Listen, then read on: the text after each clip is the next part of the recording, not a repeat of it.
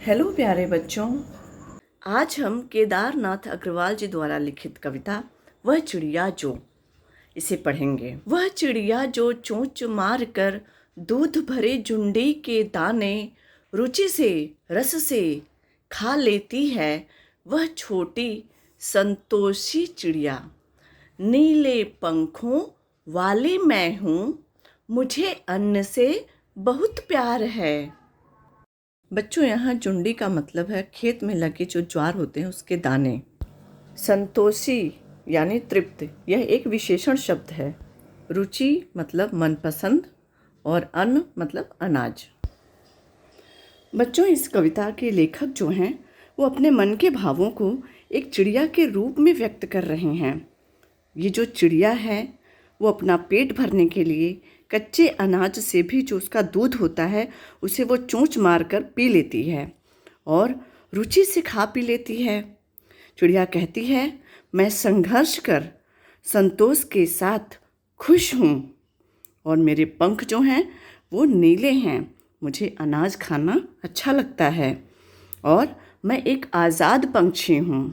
अब दूसरा पद देखते हैं। वह चिड़िया जो कंठ खोल कर बूढ़े वन बाबा की खातिर रस उंडेल कर गा लेती है, वह छोटी मुँह बोली चिड़िया। नीले पंखों वाली मैं हूँ, मुझे विज़न से बहुत प्यार है। बच्चों, यहाँ बूढ़े वन बाबा का मतलब है बड़ा पुराना जंगल और कंठ यानी कि गला। और इसके बाद एक शब्द आता है विज़न, इसका मतलब है एकांत। इस पद में चिड़िया कहती है कि मैं इस बूढ़े जंगल के लिए सुरीला गाना गाकर इस वातावरण को रसमय बनाती हूँ। मैं छोटी पर बातें बड़ी करती हूँ और रंगों से भरपूर हूँ और वन के विज़न यानी एकांत को खत्म करने के लिए भी मैं गाती हूँ। ये वन ही मेरा बसेरा है, मुझे इससे बहुत प्यार है। और यहाँ कवि यह भी बताना चाहते हैं कि हमें अपनों के लिए जीना है, हमें उनके लिए कार्य करना है, चंचल बने रहना है और साथ ही धैर्य भी रखना है। अब इस कविता का तीसरा पद देखते हैं। वह चिड़िया जो चोंच मार कर चढ़ी नदी का दिल टटोल कर जल का मोती ले जाती है, वह छोटी गर्बीली चिड़िया। नीले पंखों वाली मैं हूँ, मुझे नदी से बहुत प्यार है। अब बच्चों, यहाँ पर एक शब्द आया है चढ़ी नदी, यानी कि भरी हुई नदी है पूरी। और दूसरा है गर्बीली चिड़िया, यानी कि गर्व से भरी हुई चिड़िया, ये एक विशेषण शब्द है। तीसरा शब्द है जल का मोती, मतलब जल की बूंदें। बच्चों, अब इसके भाव को अगर हम देखते हैं तो हम ये देखते हैं और महसूस करते हैं कि वो जो चिड़िया है वो बहती नदी में भी चोंच मारकर पानी पी सकती है। वह संघर्ष कर जल की बूंदों को ग्रहण करती है। उसी तरह से वो कहती है कि मैं हर परिस्थिति में समन्वय कर गर्व महसूस करती हूँ। वो चिड़िया उमंग से भरपूर, सभी से प्यार करने वाली है। इसी तरह से वो अपना जीवन जीती है। तो बच्चों, हमें भी अपने व्यक्तित्व को भूलना नहीं है और सभी कार्य खुश होकर करना है। चिड़िया के माध्यम से कवि का यही संदेश है। अब प्रश्नों को देखते हैं। तुम्हारे मन में चिड़िया का जो चित्र उभरता है उसे बताओ। चिड़िया के बारे में हम कह सकते हैं कि चिड़िया नीले पंखों वाली है, मधुर गाना गाती है, आकार में छोटी है और उसे आज़ादी पसंद है।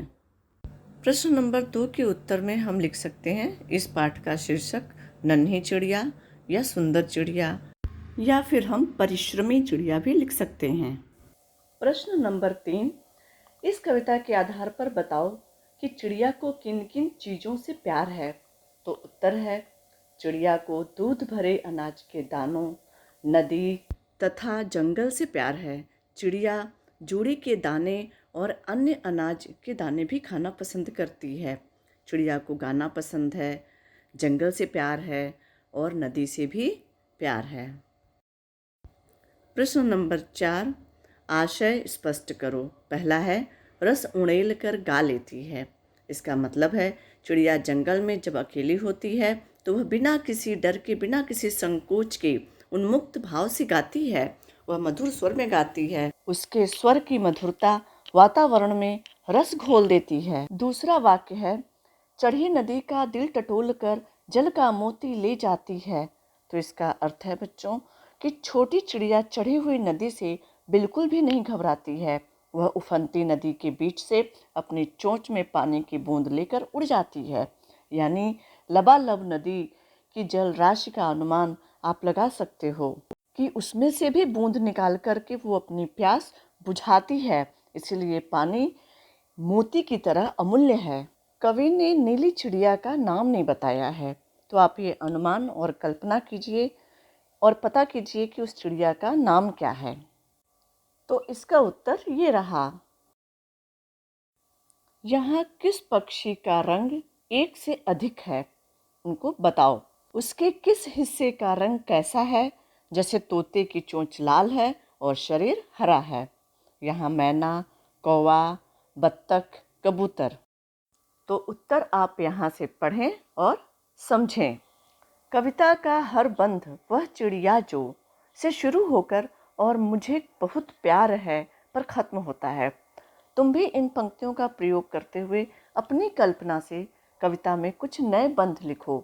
जैसे मैंने लिखा, वह चिड़िया जो ची ची करके सबका मन बहलाती है, नील गगन की सीमा पाने पंख पसारे उड़ जाती है, अपना घर बनाने के घास के तिनके लाती है, वह परिश्रमी चिड़िया सबको परिश्रम का पाठ सिखाती है।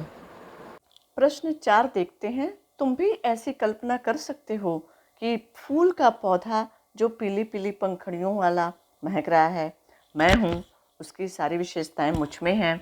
फूल के बदले तुम दूसरी चीज़ों का भी प्रयोग कर सकते हो, उनकी विशेषताओं को गिना सकते हो और उन्हें अपने जैसा बता सकते हो। भाषा की बात, यहाँ वाला वाली जोड़कर विशेषण शब्द बनाए गए हैं। जैसे कि पंखों वाली, नीले पंखों वाली, ऊपर वाली, सबसे ऊपर वाली, ये विशेषण शब्द हैं। और चिड़िया, दराज, ये विशेष शब्द हैं।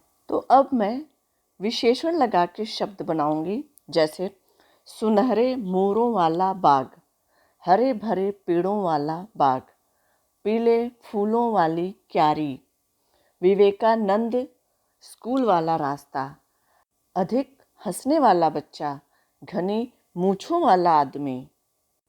इस प्रश्न में ये दोनों शब्द जो हैं वो क्रिया विशेषण हैं।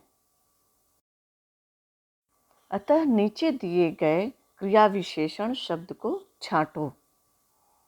क्रिया विशेषण शब्द ये रहे।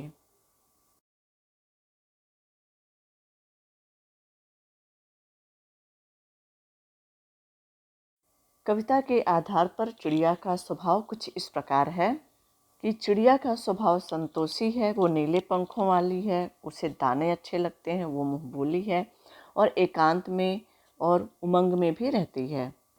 दूसरे प्रश्न का उत्तर भी देखते हैं कि छोटी चिड़िया को अन्न से प्यार है, वह जूड़ी के दाने मन से खाती है, उसे विजन से प्यार है, नदी से प्यार है, एकांत में वो मधुर स्वर में गाती है, उफनती नदी के बीच धारा से जल की बूंदें अपनी चोंच में वो ले लेती है।